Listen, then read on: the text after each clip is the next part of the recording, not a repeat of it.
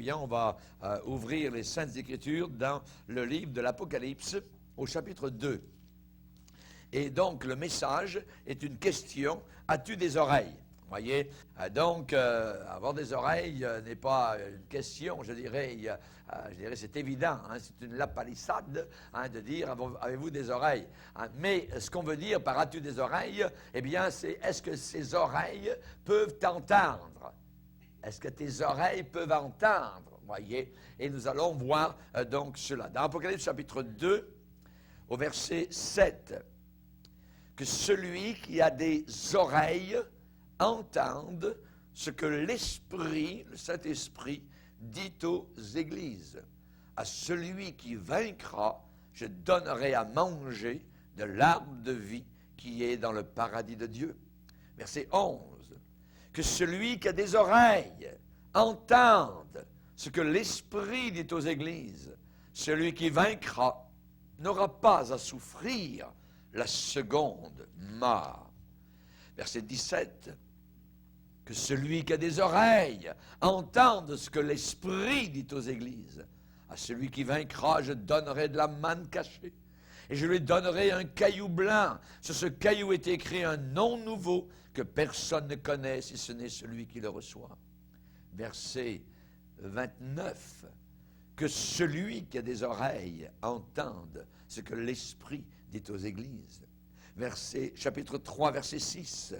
Que celui qui a des oreilles entende ce que l'Esprit dit aux églises. Ensuite, chapitre 3, verset 13.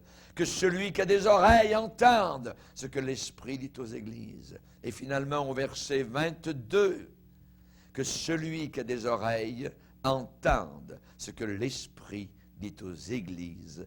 Amen. Père, nous voulons te bénir.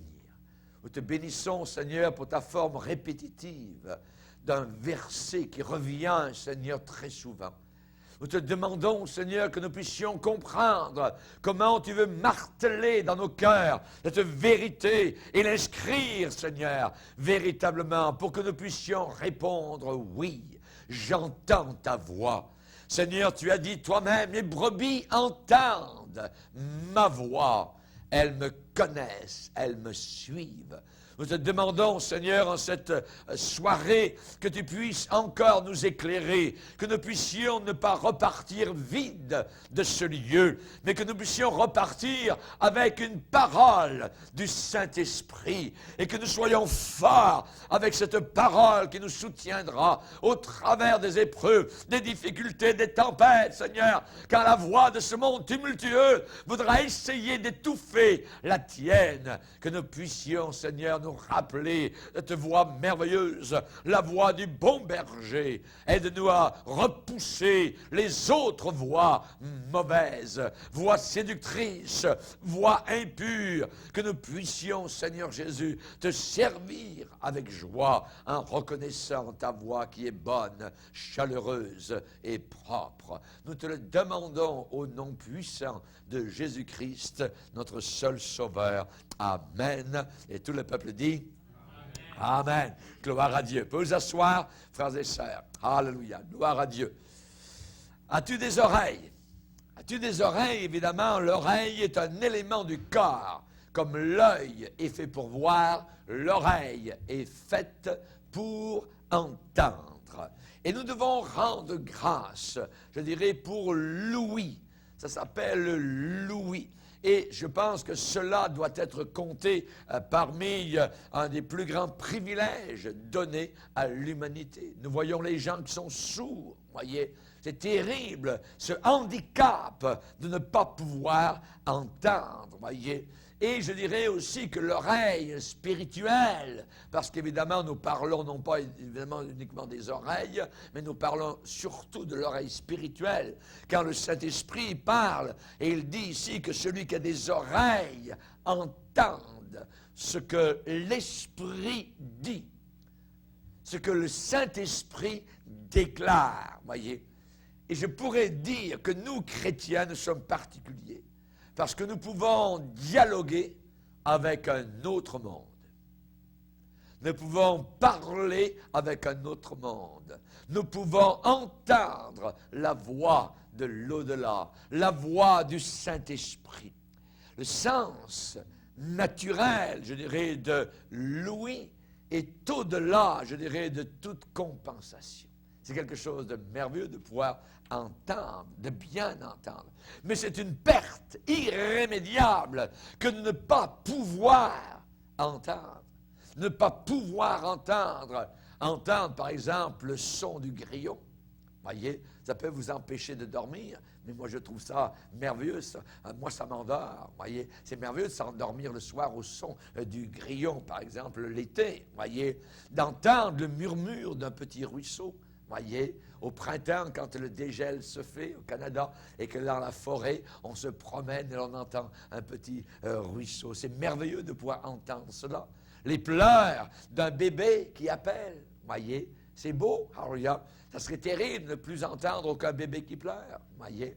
Et nous pouvons encore en entendre quelques-uns. Entendre le vent qui souffle dans le feuillage, voyez, au travers des sapins, au travers des beaux érables que nous avons ici au Canada, voyez. Jésus a dit, tu entends le vent, voyez, tu en entends le bruit. Tu en entends le bruit du vent. Nous ne voyons pas le vent, mais nous pouvons entendre le bruit, le son, voyez. Et je dirais que lorsque l'on ne peut pas entendre, eh bien, il y a une perte, voyez. Mais la perte est bien plus grande quand on ne peut pas entendre les sons du paradis.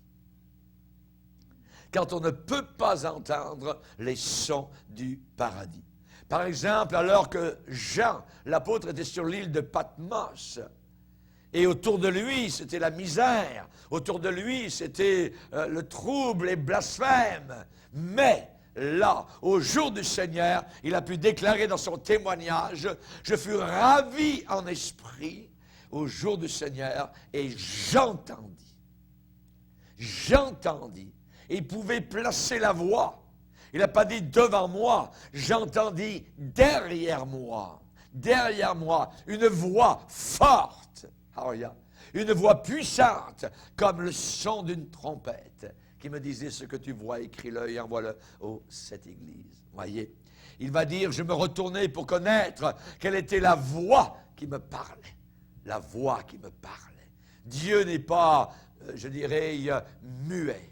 Dieu parle, Dieu communique avec ses enfants, Dieu communique avec son troupeau, Dieu communique avec ses pasteurs, Dieu communique avec ses enfants. Il ne nous laisse pas dans l'ignorance, il nous conduit, il nous parle. Rappelez-vous, Jésus a marché avec les 12, voyez, et nous qui suivons le Seigneur, nous qui sommes les disciples de Jésus, eh bien nous ne sommes pas laissés en dehors de sa voix, en dehors de son cercle. Alléluia. La Bible dit, Jésus qui parle, il dit, je ne vous laisserai pas orphelins. Je ne vous laisserai pas sans réconfort. Je viendrai vers vous. Je viendrai vers vous. Comment vient-il? Par le biais du Saint-Esprit. Le vicaire de Christ sur la terre, c'est le Saint-Esprit. Amen. Alors, il y a le remplaçant de Christ sur la terre, c'est le Saint-Esprit de gloire. Je ne vous laisserai pas orphelins. Je ne vous laisserai pas sans encouragement. Je ne vous laisserai pas sans réconfort. Je viendrai vers vous. Alléluia. Merci Seigneur.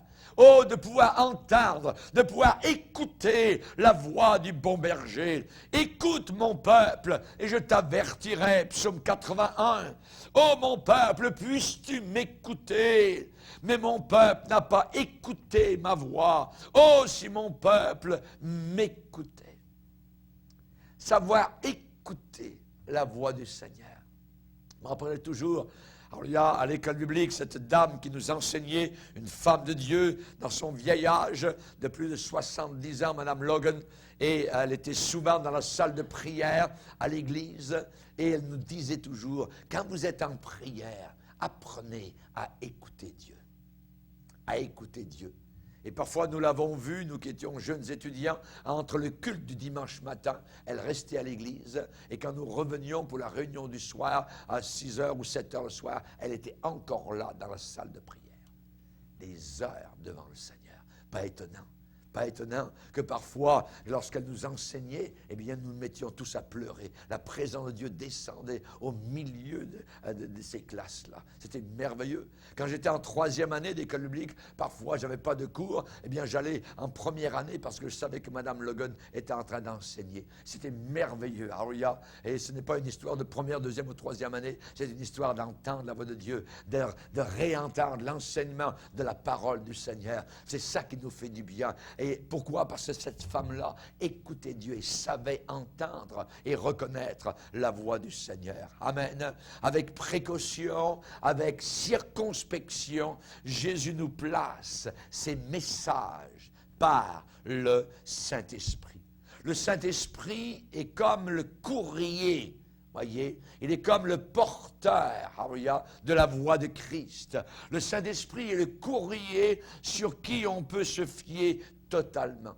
Et c'est la raison pour laquelle dans les messages que nous avons dans l'Apocalypse, aux 7 églises, eh bien, il y a ce leitmotiv qui revient régulièrement, que celui qui a des oreilles entende ce que l'Esprit dit aux églises.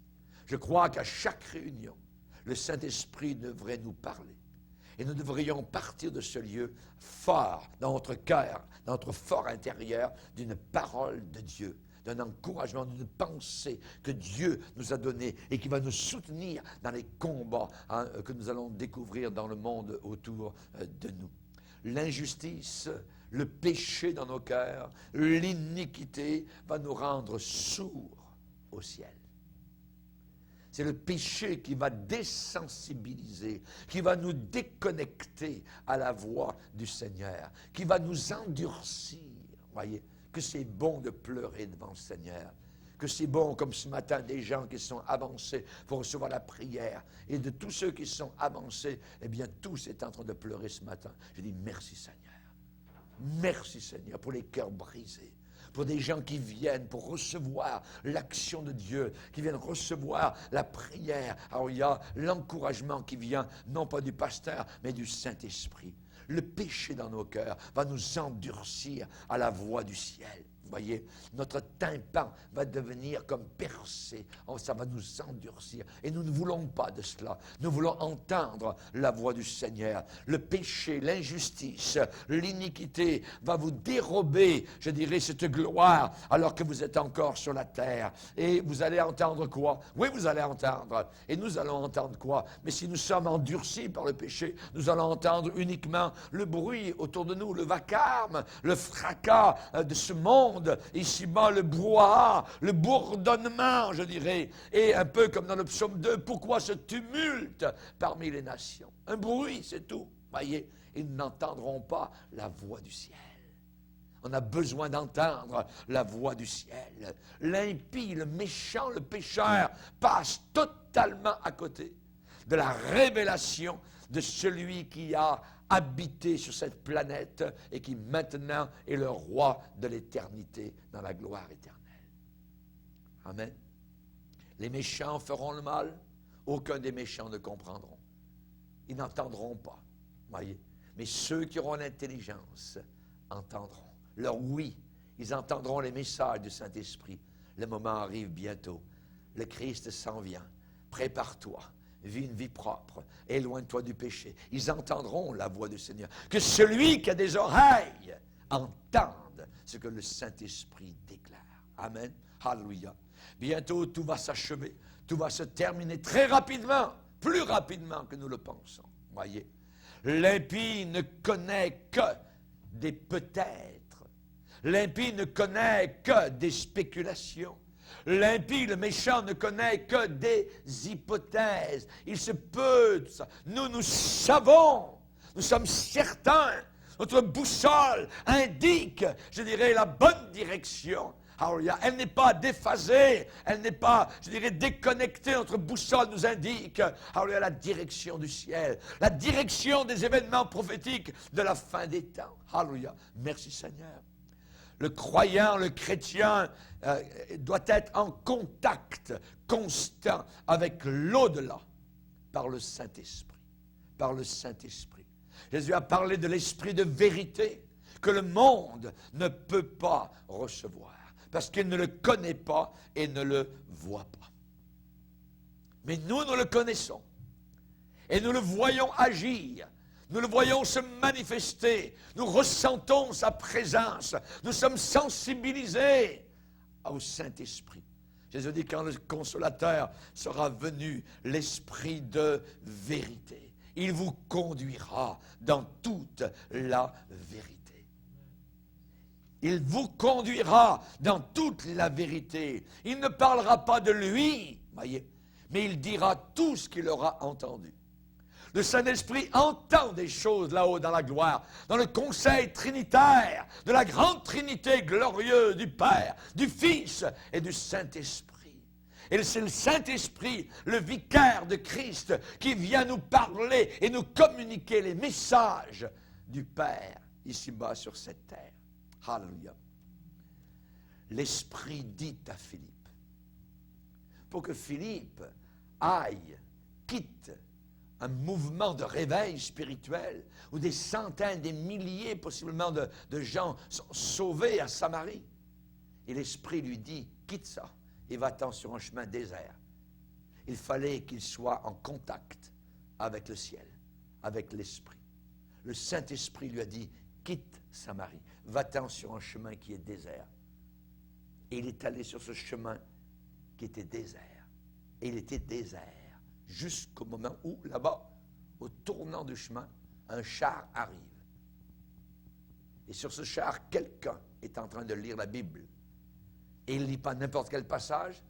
La personne lit Ésaïe 53. Et le monsieur qui est sur le char est un ministre de la reine de Candace, un pays éloigné. Cet homme va être sauvé. Pourquoi?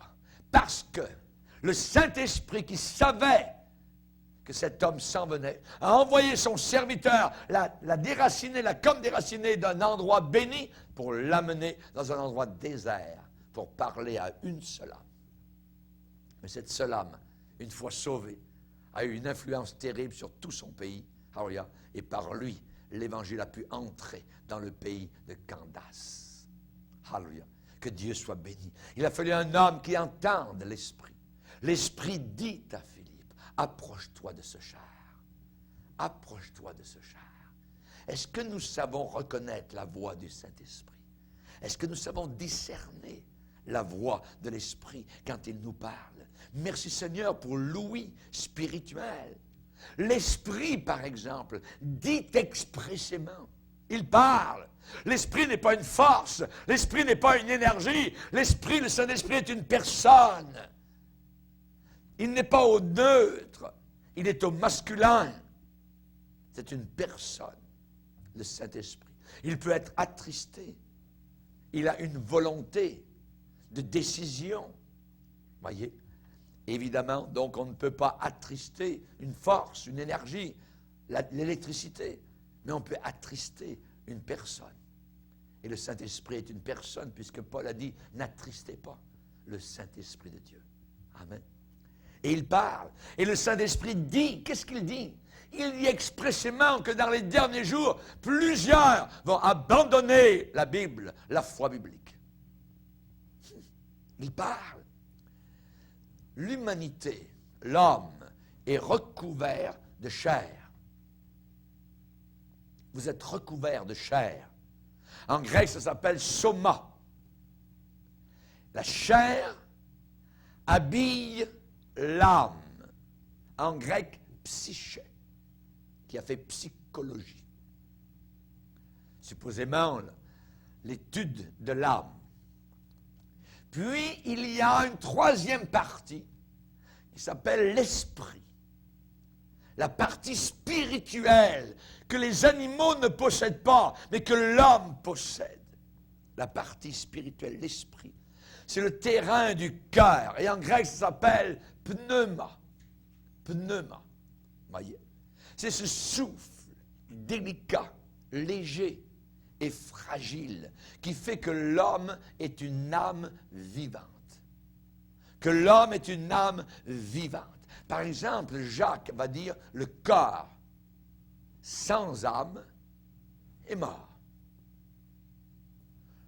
C'est la raison pour laquelle, dans les cimetières, dans les salons funéraires, quand vous allez voir votre ami qui est décédé, vous voyez un corps, vous voyez très bien qu'il manque quelque chose. Vous voyez? Il manque quelque chose. Vous pouvez le secouer, il ne répond pas. Il n'est pas là. Parce que le corps sans âme est mort. Vous voyez? Donc son âme n'est plus là. Son âme est partie dans l'au-delà. Quand, par exemple, Dieu avait créé Adam, il l'a créé avec de l'argile, avec de la terre, avec de la poussière. Il a formé un homme, mais cet homme était sans vie. Et Dieu l'a comme embrassé. Dieu a placé dans ses narines le souffle de vie.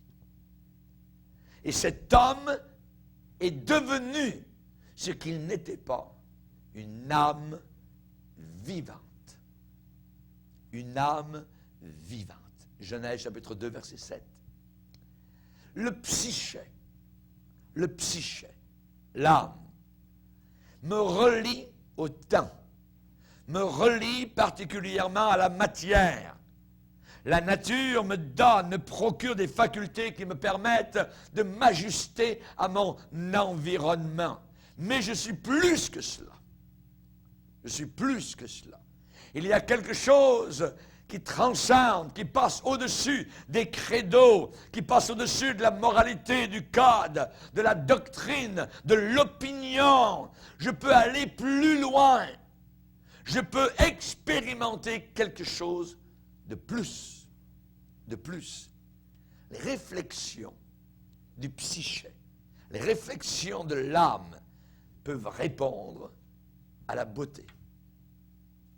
Quand vous voyez des beaux flocons de neige qui tombent par millions sur vos épaules et vous êtes ébahis, c'est le psyché qui répond à ça. Votre âme, qui vous met en contact avec l'environnement. Voyez, une belle peinture, mais que c'est beau. J'ai une peinture qui m'a été donnée dans mon bureau de pasteur il y a plusieurs années par un peintre professionnel. Et vous auriez envie presque d'aller toucher parce que les vagues de la mer, on dirait qu'elles sont tellement réelles. Vous voyez, c'est beau. C'est mon psyché qui répond devant la beauté de cette peinture. Vous voyez, un beau vitrail au travers duquel passent des rayons de soleil un après-midi, à travers des couleurs merveilleuses. C'est beau. Un beau coucher de soleil. Vous voyez, c'est le psyché qui répond. Le printemps qui revient. Vous voyez, tout cela. L'éloquence d'un orateur, ça nous touche. C'est le psyché. Ouais. C'est notre âme. Ouais. Mais il y a plus. Il y a plus que le sentiment. Il y a quelque chose de plus que cela. Il y a l'homme intérieur. Il y a l'esprit. La partie spirituelle que mon chien n'a pas, que mon chat ne possède pas, que la vache, la chèvre n'a pas, ni l'oiseau n'a pas. La partie spirituelle que Dieu a placée à l'intérieur de chaque être humain dès qu'il sort du ventre de sa mère. L'homme intérieur, le pneuma, l'esprit. Quelle tragédie, quelle stérilité, infidélité, je dirais, quand l'homme intérieur est renié, quand l'homme intérieur est étouffé.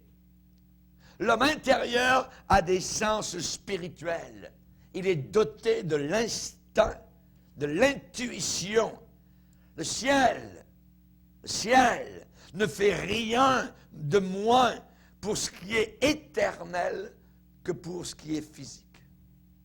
C'est quelque chose de merveilleux quand on s'arrête sur ces pensées-là. J'ai la capacité d'envoyer un message. Et j'ai la capacité de recevoir un message.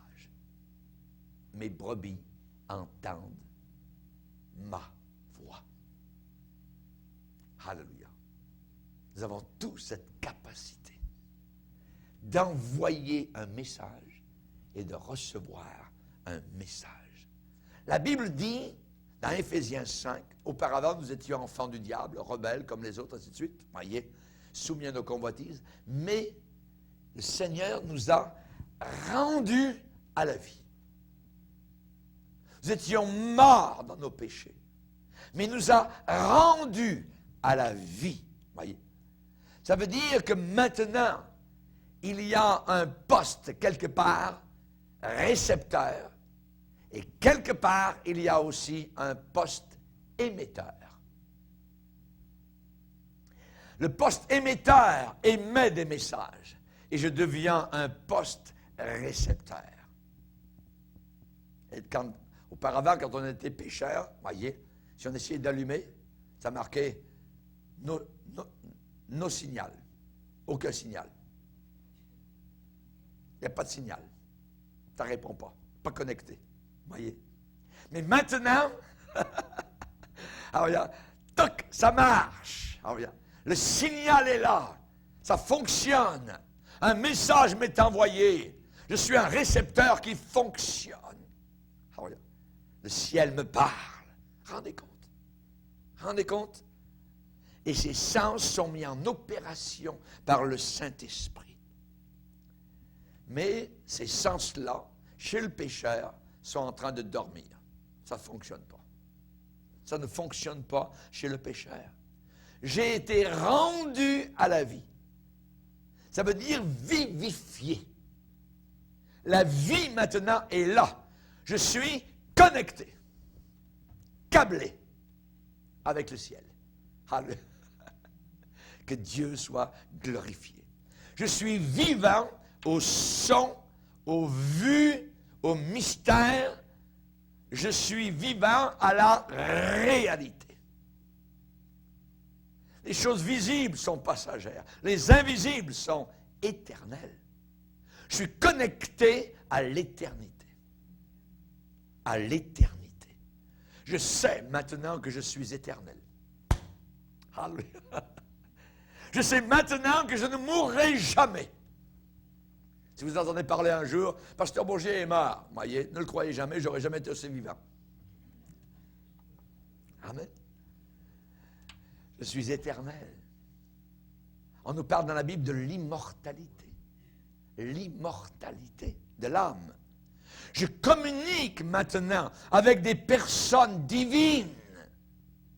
Je communique avec le Père, avec le Fils, avec le Saint-Esprit. Je ne communique pas avec les morts. Je communique avec la vie, avec la tête de l'Église, avec le vicaire de Christ sur la terre, avec le Père éternel qui n'a jamais eu de commencement, d'éternité en éternité. Il est Dieu. Alléluia. Je me perds en lui, je me fonds en lui. Que Dieu soit glorifié. Je ne suis plus lié à la convoitise. La révélation de l'Apocalypse est une expérience personnelle qu'un homme a eue, appelé Jean. Voyez, quand il a eu cette expérience, croyez-vous que les dimensions qu'il avait ont augmenté? Certainement. Quand vous voyez la gloire, quand vous voyez l'avenir, quand vous voyez ce qui s'en vient sur la planète Terre, quand la révélation lui est communiquée par le Saint-Esprit, on comprend qu'il a pu entendre le Seigneur dire que celui qui a des oreilles entende ce que le Saint-Esprit dit. Le Saint-Esprit connaît toute chose qui s'en vient. Il connaît l'avenir comme nous connaissons le passé. Certainement que l'expérience personnelle de Jean lui a donné, je dirais, beaucoup d'expériences qui ont grandi son âme. Et je ne pourrais pas être, je ne pourrais pas exister sans une âme. Sans une âme. Sans une âme, je serais un légume. Je serais un zombie. Vous voyez? Je serais un abruti, un hébété. Hein? Je ne connais pas de plus grande tristesse, de plus grande affliction.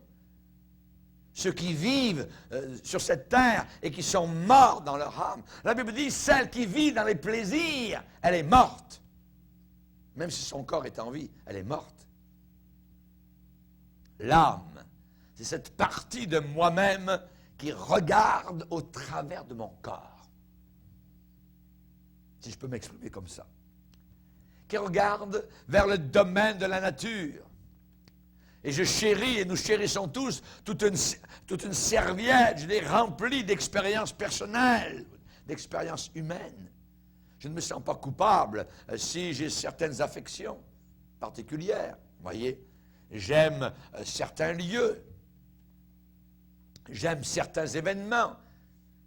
Et me les rappeler, un des plus grands, c'est mon mariage. Merveilleux. Devant Dieu et devant les hommes. Et c'est comme c'était aujourd'hui. 35 ans plus tard, imaginez. J'aime, j'ai des affections particulières. Et je suis un homme meilleur à cause de mes émotions. Dieu n'a jamais voulu nous enlever nos émotions. Il n'a jamais voulu qu'on soit des zombies, qu'on n'ait aucune réaction. Non. C'est bon de pleurer, c'est bon de rire, c'est bon d'avoir de la joie. Dieu n'est pas contre nos émotions quand elles sont dans le bon sens. J'embrasse. Ce sont des émotions, c'est mon âme qui parle. Vous voyez? Je donne à quelqu'un une tape sur le dos pour l'encourager. J'aime le parfum. J'aime l'ordre, les fleurs, un bouquet de fleurs. Nous avons devant chez nous, là, c'est au printemps, un arbre, il est merveilleux. Il envoie un parfum terrible à l'intérieur de la maison. C'est formidable. Je dis merci Seigneur. C'est toi. Tu aurais pu juste faire l'arbre, tout ça, puis bon, c'est beau à voir, mais en plus, c'est comme si l'arbre est dans la maison. Vous voyez? C'est des bons sentiments. Des bons sentiments. J'ai bon appétit. C'est un bon sentiment, vous voyez. J'aime les bons petits plats qu'André me fait, c'est magnifique, vous voyez. Et au travers de ça, j'arrive à me maintenir, à pas trop grossir, vous voyez, ça c'est bon. C'est un bon sentiment, vous voyez. Quand il y a du progrès, j'applaudis au progrès, alléluia, gloire au Seigneur. C'est bon, toutes ces choses-là. Je n'ai pas de conflit, je dirais, à être en vie physiquement, mais il y a plus que cela. Mon esprit intérieur touche Dieu. Mon esprit intérieur touche au ciel. J'ai faim, j'ai soif pour le surnaturel. Et David avait la même expérience quand il dit « Mon âme a soif de Dieu. » De Dieu. Mon âme soupire. C'est un désir profond. C'est son âme qui parle. Son esprit intérieur. Voyez. Dans Ésaïe 64, il va dire « Ô Seigneur, si tu déchirais les cieux, si tu descendais. » C'est arrivé. 700 ans plus tard, il est venu. Le bébé est venu à Bethléem. Et il était Dieu en chair sur la terre. Au commencement était la parole était avec Dieu, la parole était Dieu, et la parole a été faite chair. Et il a habité parmi nous. Il a campé parmi nous. Il a tenté parmi nous. Alléluia, c'est merveilleux. C'est glorieux. Tout cela nous vient parce qu'on a un esprit. On a un esprit. On a envie de traverser la frontière de la mort. Je veux explorer ce qui est éternel. Il y a en moi un désir intense, profond, très fort, au-delà du sport, au-delà de l'argent, au-delà des mets exotiques. Il y a dans le cœur du chrétien spirituel une aspiration profonde. Comme David, il dit, je demande à l'Éternel une chose, je voudrais habiter toute ma vie dans la maison du Seigneur et contempler sa gloire. Contempler. Alléluia. C'est une aspiration profonde, une attente impatiente, une nostalgie, une envie. Alléluia. Gloire au Seigneur. Là où est le Saint-Esprit, là est la vie, là est la liberté, là est la porte ouverte, là est l'amour. Amen. Quel autre ai-je au ciel que toi? Et sur la terre, je ne prends plaisir qu'en toi. Uniquement en toi, Seigneur. Chaque fois que je me trouve là où est le Saint-Esprit, c'est merveilleux. Chaque fois que l'on se trouve là où l'Esprit de Dieu est présent, nous sommes stimulés, nous sommes encouragés, nous sommes excités, éveillés, secoués, réveillés, édifiés. Parce que c'est le Saint-Esprit qui nous console, qui nous avertit, qui nous fortifie, qui nous nourrit. Il y a dans le chrétien un saut, un bond, un tressaillement, son cœur bondit. Il y a, plus que cela, un auditoire. Quelqu'un écoute. Quelqu'un est là. Quelqu'un est présent. Là où 2 ou 3 sont réunis en mon nom, je suis là. Je suis présent au milieu. Il est là. Quand nous prions, quand nous mettons à genoux, il y a un auditoire qui nous écoute. Que Dieu soit béni. Le Père vient. L'Esprit vient. Jésus est là. Gloire au Seigneur. Nous sommes ensemble. Nous louons ensemble. Nous bénissons le Père. Avec Jésus qui loue son Père. Avec l'Esprit qui nous aide. Nous le glorifions. Alléluia. Merci Seigneur. Il y a un parler. Il y a une parole. Il y a une communion. Il y a une fraternité. Et ça nous fait dire, nous gémissons dans ce corps. Et nous désirons revêtir notre domicile céleste. Alléluia. Amen. Connaissez-vous votre nouvelle adresse? Alléluia. Merci Seigneur. Quand on déménage, on s'en fout de l'endroit qu'on quitte. Ce qui nous intéresse, c'est là où nous allons vivre. Amen. Que Dieu soit béni. Que Dieu soit béni. Nous gémissons dans cette tente, désirant revêtir notre domicile céleste. La Bible nous parle de la communication du Saint-Esprit, la communion du Saint-Esprit. Le Saint-Esprit est là. Il nous rend en communion, il nous amène en communion avec l'éternité, avec le ciel. C'est plus grand que le sexe. C'est plus grand que le profit matériel. Nous l'avons chanté ce soir. Plus que l'or et que l'argent, nous le cherchons. Nous l'aimons. Amen. Gloire au Seigneur. Il y a une sorte de feu. Il y a une sorte de brûlure. Amen. Ou bien on brûle pour le diable, ou bien on brûle pour le Seigneur. Alléluia. On ne peut pas passer à côté. C'est impossible. On ne peut pas ne pas en tenir compte que celui qui a des oreilles entende ce que l'Esprit dit. Les apôtres ont dit à une cour religieuse, nous ne pouvons pas ne pas parler de ce que nous avons vu et entendu. Et entendu. Ils avaient entendu les voix d'en haut, la voix du ciel. Et ils ont dit, nous ne pouvons pas ne pas parler. On ne peut pas écarter cela. On ne peut pas éloigner cela. Il y a des milliers de personnes qui aiment Dieu. Ah oui, ils aiment Dieu. Ils disent aimer Dieu. Ils vont dire de quelqu'un, ah oui, il aime Dieu. Mais ça veut dire quoi? Il aime Dieu. Voyez? Ils aiment Dieu à peu près comme ils aiment la fête nationale ou comme ils aiment avoir des enfants. Voyez? Et là, dans ce sentiment, eh bien, il y a du respect, il y a de l'honneur. Mais le Seigneur va dire, ce peuple m'honore des lèvres, mais leur cœur, leur esprit est éloigné de moi, loin de moi. On peut, je dirais, transférer facilement ce même sentiment de supposé amour à notre parti politique favori, à notre agence sportive locale. Voyez, j'aime bien, voyez, j'aime bien le Parti québécois, j'aime bien le Parti libéral, j'aime bien le Parti conservateur, j'aime bien, voyez. Mais on n'aime pas Dieu comme ça. On n'aime pas Dieu comme cela, voyez. Un tel désir n'est pas surnaturel. N'est pas surnaturel.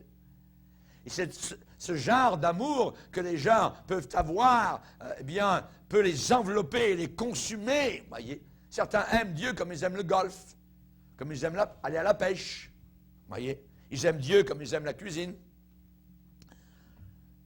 L'apôtre Pierre aimait beaucoup la pêche, il était retourné à la pêche. Jésus lui a dit, m'aimes-tu plus que ne m'aime cela? Voyez.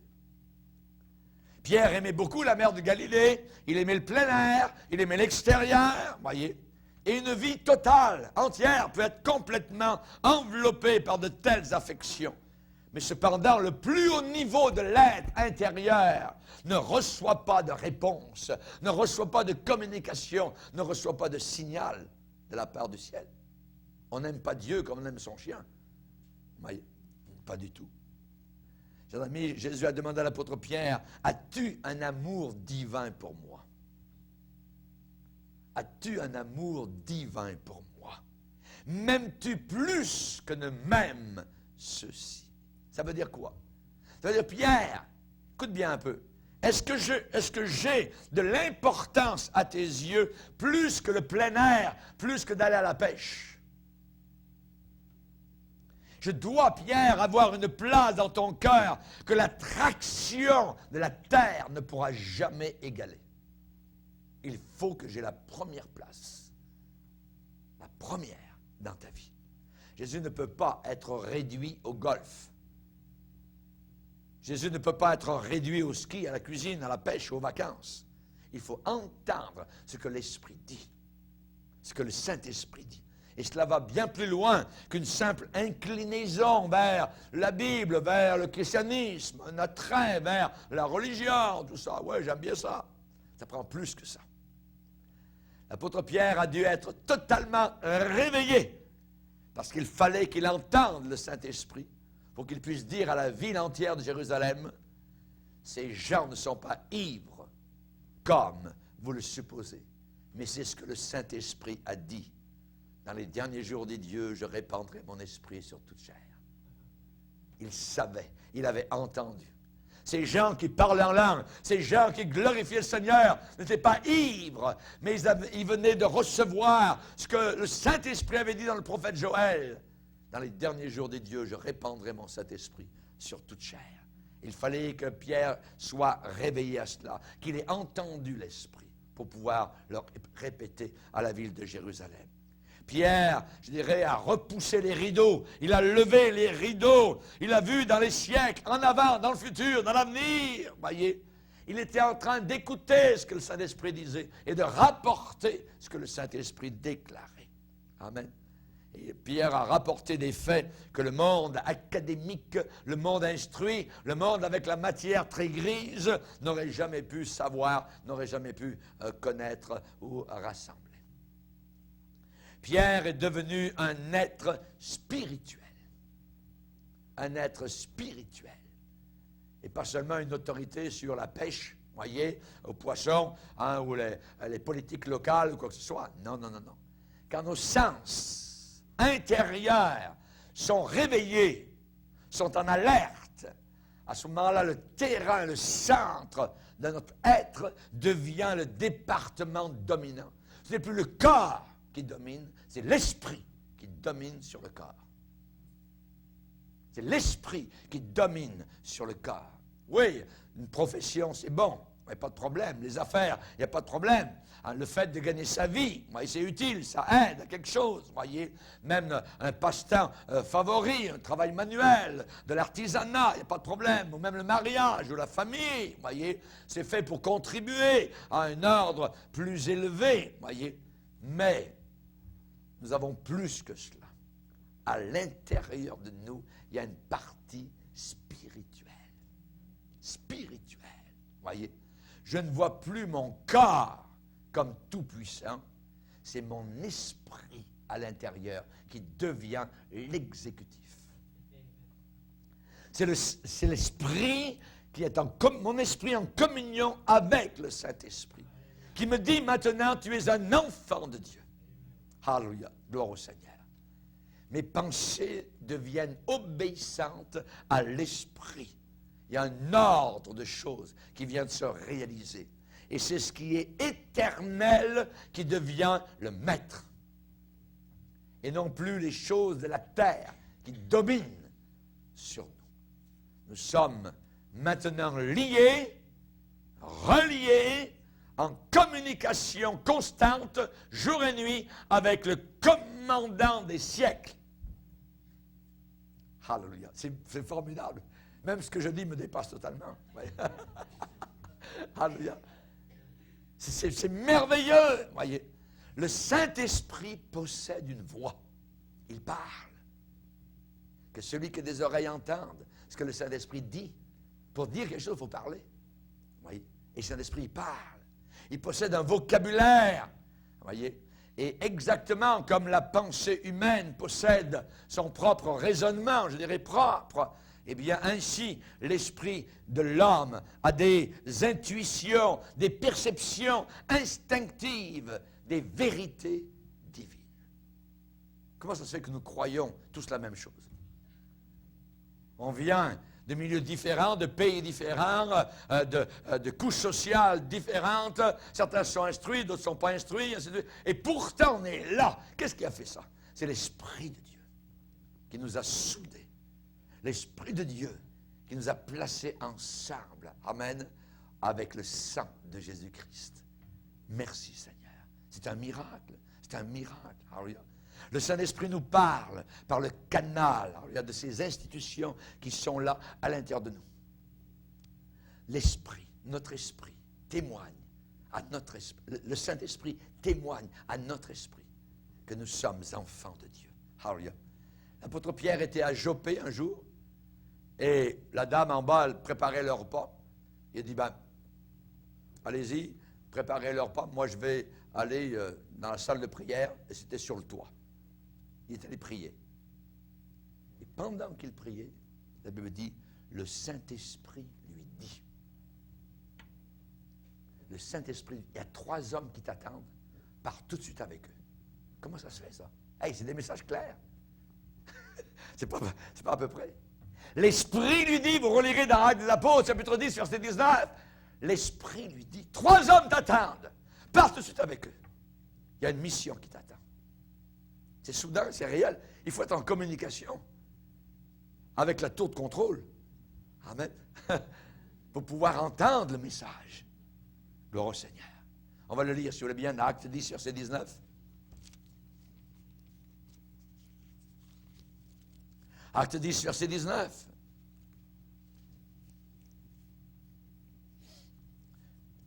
Comme Pierre était à réfléchir sur la vision qu'il venait d'avoir, l'Esprit lui dit, voici 3 hommes te demandent, lève-toi, descends et pars avec eux sans hésiter, car c'est moi qui les ai envoyés. Vous vous rendez compte? Et ensuite, il va dire son expérience plus tard aux dirigeants à Jérusalem, chapitre 11, verset 12. Verset 11. Et voici aussitôt 3 hommes envoyés de Césarée vers moi se présentèrent devant la porte de la maison où j'étais. L'Esprit me dit de partir avec eux sans hésiter. Vous voyez les messages du Saint-Esprit. Pourquoi? Parce que le Seigneur avait une mission.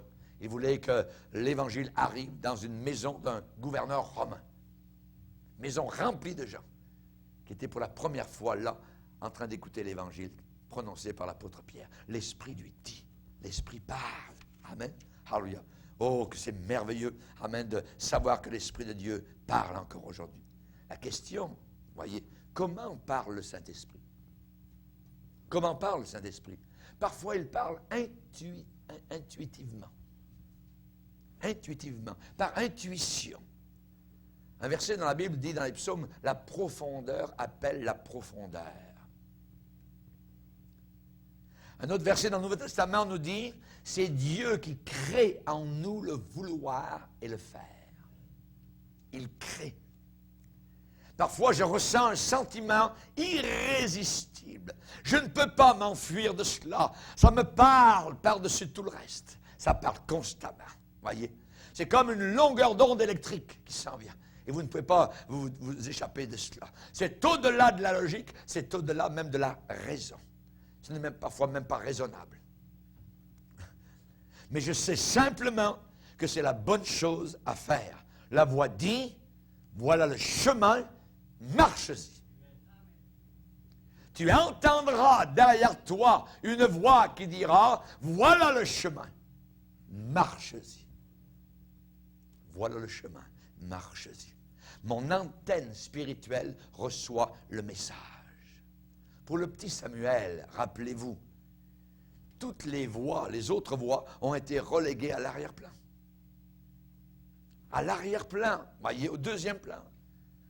Le petit Samuel a dit, parle Seigneur. Il a ouvert son récepteur. Il était connecté. Le message venait du ciel. Parle Seigneur, car ton serviteur écoute. J'ai mis mon casque. J'écoute. Amen. Le petit Samuel entendait. Philippe, je disais tout à l'heure, a quitté le réveil de Samarie, voyez. Et l'Esprit lui a dit, va sur le chemin qui est désert, lève-toi et va. Ananias, pasteur à Damas, l'Esprit lui dit, tu vas aller dans la rue qui s'appelle la droite. Et dans telle maison, à tel endroit, il y a un homme qui est en train de prier. C'est le tueur de tous les chrétiens. Vas-y. Oui, Seigneur, mais attends, j'ai entendu dire qu'il... Vas-y. Vas-y. Ça défie toute logique.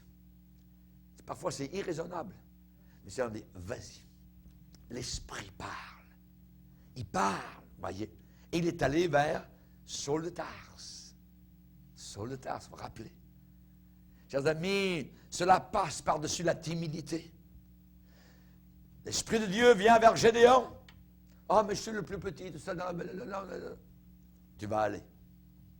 Ça passe par-dessus la timidité. Ça passe par-dessus l'inexpérience.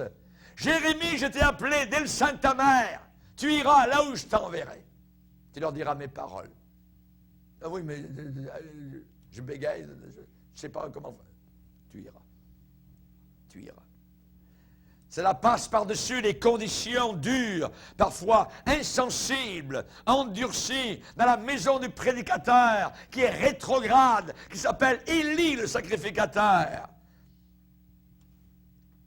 Et Dieu a parlé au petit bonhomme, et il a laissé l'homme religieux ancien.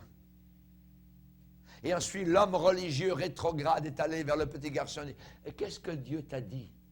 Ne me cache rien. » Dieu venait de parler au petit Samuel et lui dire que lui, il allait mourir, ainsi que ses enfants, ses fils, qui venaient à l'église et qui couchaient avec les femmes de l'église, ainsi de suite. C'est un message très dur à dire au vieillard. Mais Samuel lui a déclaré la vérité. Parfois, c'est par une vision. Le Saint-Esprit fait briller sur la pensée, notre pensée, la volonté de Dieu. Parfois, un texte de la Bible est soudain illuminé. Il y a une lumière qui est là. C'est tout éclairé. Non seulement, je dirais, le texte est éclairé, la page entière est éclairée. On dirait que là, c'est comme s'il y a un rayon qui vient et qui nous dit, regarde bien, écoute bien, c'est ça. Là. C'est ça. Voyez. Une exposition arrive, un dévoilement de la pensée de Dieu, une compréhension. Et c'est ce qui a fait que Jacques, Jude, Jean, Pierre, Paul n'auraient jamais pu écrire la Bible autrement. C'est poussé par le Saint-Esprit qu'ils ont écrit les Écritures. Alléluia. C'est le livre de Dieu. Oh, c'est des hommes qui ont écrit ça. Vous voyez, les païens disent tout ça. Vous voyez. C'est le livre de Dieu.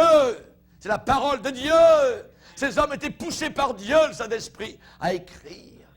Merci Seigneur. Alléluia. Le Saint-Esprit révèle. Il est le grand révélateur. Il y a une vision donnée, une vision reçue, accordée, fournie. Il y a une vision offerte. Paul a dit, je n'ai pas résisté à la vision céleste. Je n'ai pas résisté. Jérémie a dit, et moi pour t'obéir, Seigneur, je n'ai pas refusé d'être pasteur. Pour t'obéir. Parfois, c'est par des rêves. Par des rêves. Il y a des gens qui disent, c'est pas un rêve, c'est un songe. C'est la même chose. C'est la même chose. Songe, c'est un vieux mot français. Voyez, pour rêve. Il y en a qui sont très spirituels. Oh, c'était pas un rêve, c'était un songe. Ouais, mon œil, c'est la même chose. Ouais, la même chose. Dieu va utiliser le subconscient. Voyez. Job va dire, Dieu parle quand on est endormi sur notre lit la nuit. Il est capable de parler pour nous avertir. Dans Job 33, par exemple, il va dire, Dieu parle cependant, tantôt d'une manière, tantôt d'une autre, verset 14, et l'on n'y prend pas garde. Il parle par des songes, par des visions nocturnes, quand les hommes sont livrés à un profond sommeil, quand ils sont endormis sur leur couche. Alors il leur donne des avertissements, et il met le sceau à ses instructions, afin de détourner l'homme du mal, et de le préserver de l'orgueil, et afin de garantir son âme de l'enfer, de la fosse, et sa vie des coups du glaive. Amen. Donc Dieu parle par des rêves. Hein, il peut le faire. On sait qu'il a parlé à Joseph dans l'Ancien Testament par des rêves. Il a parlé à Daniel. Il a montré à Daniel la fin des temps. Voyez. Et je dirais que nous sommes autant, je dirais, à lui quand nous dormons que quand nous sommes réveillés. sommes au Seigneur, autant quand nous dormons que quand nous sommes réveillés. Voyez, c'est une impression puissante que Dieu est capable de nous accorder. Voilà. Dieu projette, Dieu prévoit l'histoire de la planète dans des canaux choisis. Jean, Patmos, Daniel à Babylone. Voyez, ce n'est pas une imagination désordonnée. Ce n'est pas quelque chose parce que le gars, il a trop mangé de pizza la nuit ou que ce soit. Non, non, hier avant de dormir. Non, non, hein? C'est de Dieu. C'est réel, voyez. Ce n'est pas une imagination déréglée, ce n'est pas de l'anarchie. Non, non, c'est profond. C'est très profond. C'est Dieu qui parle. Amen. Depuis la tour de contrôle, là-haut, alléluia, il a des récepteurs sur la terre. Et ces récepteurs ont écrit et nous ont donné la pensée de Dieu. Amen. Gloire au Seigneur. Dieu nous parle souvent par la parole, la plupart du temps. Il nous parle par notre nature affective, notre nature d'amour. Savez-vous qu'en enfer, il n'y aura aucun amour? Vous voyez, sur la terre, il y a donc encore l'amour que Dieu a mis dans chacun de nos cœurs. Dieu, parfois, nous parle par des événements, des circonstances, la providence. Vous voyez, dans le livre d'Esther, vous ne voyez jamais le nom de Dieu. Le nom de Dieu n'apparaît à aucun endroit dans le livre d'Esther, mais il est partout. La providence. Il arrive à que. Il arrive à que. Il arrive à que. Dieu permet un concours de circonstances. Il crée l'adversité. Il crée la bénédiction. Il crée les difficultés. Il arrange tout ça pour que nous suivions. Mes brebis entendent ma voix. Et elles me suivent. Amen. Alléluia. Gloire au Seigneur. Que Dieu soit béni. Je dirais, c'est très grave d'être sans cette ouïe, sans cette direction. Et il va arriver à la fin des temps qu'il y a tout un paquet de chrétiens qui n'auront plus aucune direction. Et ils vont écouter la voix de l'ennemi, puisqu'ils ne recevront plus l'amour de la vérité. Alors Dieu va leur envoyer une puissance d'égarement pour qu'ils croient au mensonge. C'est quelque chose de terrible. Quand on n'entend plus, amen, notre tour de contrôle, quand on n'a plus de direction, c'est grave d'être sans ouïe spirituelle, d'être sourd à Dieu, d'entendre seulement une prédication, un art oratoire, des opinions éduquées, un rituel de la forme. C'est terrible, voyez. Chers amis, c'est toujours dangereux d'amener un navire dans des eaux peu profondes. Et dans la vie spirituelle, le danger, c'est quand il manque de fond, quand il manque le Saint-Esprit. Vous commencez à toucher les rochers. Là, le bateau commence à se déchirer. L'eau rentre à l'intérieur. Le Saint-Esprit n'est plus là. C'est terrible. Là où est le Saint-Esprit, là est la vérité. Les vierges ont découvert qu'il y avait un seul élément qui était le plus important. L'huile. L'huile. L'onction. La direction. Saint-Esprit. L'ouïe spirituelle. À entendre. Seigneur, nous sommes devant toi. Et nous te bénissons pour ta parole. Nous te remercions de nous parler. Nous te remercions de nous instruire.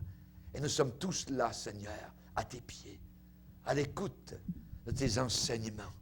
Parle-nous, Seigneur. Comme Samuel l'a déclaré à Silo, parle, Seigneur. Car ton serviteur, ta servante, écoute. Aide-nous, apprends-nous à écouter. Au nom de Jésus, Amen. Et tout le peuple dit, Amen. Amen.